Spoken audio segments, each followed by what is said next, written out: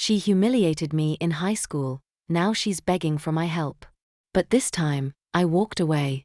And the fallout was explosive. I'm a 28-year-old guy who's learned that karma has a wicked sense of humor.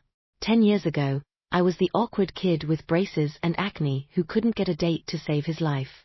Now, I'm the guy with a six-figure job, a gym-honed body, and a face that finally grew into itself. Funny how life works out, isn't it? But let me tell you, success is a double-edged sword, especially when it brings the ghosts of your past knocking at your door. It all started at my high school reunion. I almost didn't go, but my best friend convinced me it would be fun to show up and casually flaunt how well I'd done for myself. Petty? Maybe. Satisfying? Absolutely. Walking into that hotel ballroom was like stepping into a time machine. Same faces, same cliques, same insecurities bubbling just beneath the surface. But this time, I wasn't the one feeling out of place. As I made my way through the crowd, I could feel the stares, hear the whispers. Is that really him? He got hot. It was exactly the ego boost I'd been hoping for. And then I saw her. My high school crush. The girl who starred in every one of my teenage fantasies. The one who rejected me so brutally in senior year that I still wince thinking about it. She was standing by the punch bowl, looking. Well, life hadn't been as kind to her as it had been to me. She'd gained weight, lost that sparkle in her eye. But when she saw me, her face lit up like a Christmas tree. Oh my God, is that you? She squealed, rushing over. You look amazing. I plastered on my best fake smile. Hey, good to see you. She launched into small talk, asking about my life, my job, if I was seeing anyone. With each question, her eyes grew wider, her smile more flirtatious. I could practically see the wheels turning in her head. So, she said, twirling a strand of hair around her finger. I was thinking maybe we could grab coffee sometime, catch up properly. For a moment, I was tempted. This was everything 18-year-old me had ever wanted. But then I remembered that day in the school parking lot, how she'd laughed when I asked her to prom, how she'd told everyone about it for weeks after. Sorry, I said, not feeling sorry at all. I'm pretty busy these days, maybe some other time. The look on her face was priceless. Shock, confusion, a hint of anger. She wasn't used to being turned down, even now. As I walked away, I could feel her eyes burning into my back. I'd be lying if I said it didn't feel good. I thought that would be the end of it. Boy, was I wrong. A week after the reunion, my phone started blowing up. Messages from people I hadn't talked to in years, all saying the same thing. You need to give Em a chance. At first, I ignored them. But they kept coming, getting more insistent, more guilt-trippy. Finally, I got a call from B, Em's best friend since high school. I almost didn't answer, but curiosity got the better of me. What's going on, B? I asked, trying to keep my voice neutral. You need to stop being such an asshole, she snapped. Em is a great girl, and she's been through a lot. She's a single mom now, you know? Her ex was a real piece of work. I felt a twinge of sympathy, quickly squashed by the memory of all those years of rejection and ridicule. That's rough, I said, but I don't see how it's my problem. B's voice got low, almost threatening. Listen, you owe her this. After how you her at the reunion. I cut her off. How I treated her. Are you kidding me? Do you not remember how she treated me in high school? There was a pause. That was a long time ago, B said, her voice softer now. People change, Em's changed, she really likes you, and I think if you gave her a chance, you'd see what a great person she is now. I hung up, my mind reeling. Part of me wanted to block all their numbers and be done with it. But another part, a part one wasn't proud of, was curious. What if Em had changed? What if this was my chance to finally get the girl I'd dreamed about for so long? Against my better judgment, I agreed to meet Em for coffee. The cafe was neutral territory, a place where I could hear her out without feeling too vulnerable. As I waited, I couldn't help but feel a mix of anticipation and dread. Em walked in, looking more put together than she had at the reunion.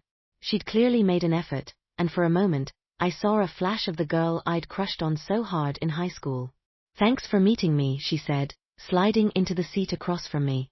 I wasn't sure you would. I shrugged. Your friends are pretty persistent. She had the grace to look embarrassed. Yeah, about that, I'm sorry, I shouldn't have involved them, I really wanted to talk to you. We ordered our coffees and for a while, we just made small talk. She told me about her job as a teacher, about her 5-year-old son. I told her about my work in tech, carefully avoiding any mentions of my personal life. Finally, she took a deep breath. Look, I know things between us were complicated in high school, but I've grown up a lot since then, we both have, and I can't help but feel like maybe this is our second chance, you know? I studied her face, looking for any signs of insincerity, but all I saw was hope, and maybe a little desperation. It made me uncomfortable. I said slowly, I appreciate you saying that, but I don't think you understand what it was like for me back then. You didn't just reject me, you humiliated me for years. Her face fell. I know, and I'm so sorry. I was young and stupid and now what? I interrupted. Now that I'm successful and attractive, suddenly I'm good enough for you? She flinched like I'd slapped her. That's not fair. I told you I've changed. I'm not that shallow girl anymore. Maybe not, I conceded. But have you considered that maybe I've changed too? That maybe I'm not the same guy who would do anything for your attention? Tears welled up in her eyes. So that's it? You won't even give me a chance to make it right? I sighed, feeling a mix of frustration and pity. I'm not interested in being anyone's second choice or backup plan. You had your chance, and you made your choice. I've moved on, and I think you should too. As I stood to leave, she grabbed my arm. Please, she whispered. My son? He needs a good male role model in his life. I need someone stable, someone I can count on. You're such a great guy now, and I know you'd be amazing with him. And there it was. The real reason behind all this. It wasn't about me, or even about us. It was about what I could provide. I gently removed her hand from my arm. I'm sorry, I said, and this time, I meant it. But I'm not the solution to your problems. Good luck, I really do hope you find what you're looking for. I walked out of that cafe feeling a mix of emotions I couldn't quite name. Relief, sadness, a touch of anger. But mostly I felt free. Free from the ghost of my past, free from the what-ifs and could-have-beens. But the story doesn't end there. Oh no. That would be too simple. The next day, I woke up to find my social media accounts flooded with messages. Had apparently told her of a version of our coffee meetup to anyone who would listen. According to her, I'd led her on, made her think we had a chance, then cruelly rejected her and her son. My phone was ringing off the hook. Old classmates, mutual friends, even a few of my current coworkers who'd somehow gotten wind of the everyone had an opinion, and most of them weren't in my favor. How could you be so heartless? She's a single mom, for God's sake. You think you're too good for her now? It was like being back in high school all over again, but with the roles reversed. Now I was the bad guy, the heartbreaker, the one everyone was talking about. I tried to ignore it at first, but it was impossible. The messages kept coming, each one more accusatory than the last. My boss even pulled me aside at work, concerned about how this scandal might affect the company's image. It all came to a head when M's brother showed up at my apartment. I hadn't even known she had a brother, but there he was, 6 feet of muscle and righteous anger, pounding on my door at 11 p.m. Open up, you coward, he shouted. We need to talk about how you treated my sister. I considered calling the cops, but I knew that would only escalate things. So, against my better judgment, I opened the door. Look, I started, trying to keep my voice calm.